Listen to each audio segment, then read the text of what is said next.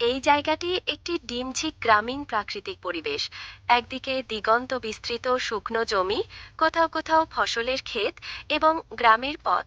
একজন মানুষ এই পথ ধরে হেঁটে চলেছেন, যা এই প্রাকৃতিক পরিবেশে একটি নতুন মাত্রা যোগ করেছে। আপনি গাছপালা, সকালের রোদ বা বিকেলের ছায়া নিয়ে ব্লগিং করতে পারেন। এমনকি এখানকার মৌসুমী পরিবর্তনও বেশ আকর্ষণীয় হতে পারে। শহুরে জীবনের ব্যস্ততা ছেড়ে এই প্রাকৃতিক পরিবেশে এক নতুন অভিজ্ঞতার খোঁজে যাত্রা। এভাবে এখানকার দিগন্ত বিস্তৃত জমি, মাটির রং এবং নির্মল বাতাস আপনার মনে এক অন্যরকম অনুভূতি জাগাবে। আর পথের পাশে যে মোটরসাইকেলটি দেখছেন, তা এই গ্রামীণ পরিবেশে আধুনিকতার ছোঁয়া যোগ করেছে।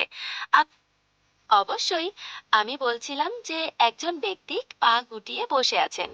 তার পরনে একটি কালো রঙের সোয়েটার এবং গলায় এটা দেখে একটা বড় খোঁড়া এলাকা মনে হচ্ছে, সম্ভবত কোনো নির্মাণ কাজ বা খনির।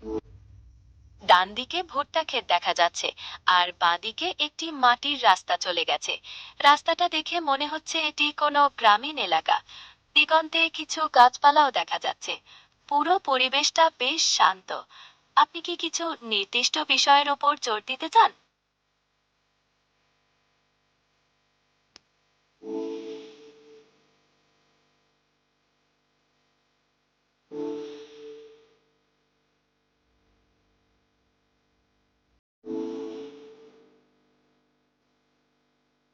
বেশ, জায়গাটা সত্যি খুব শান্ত এবং খোলামেলা।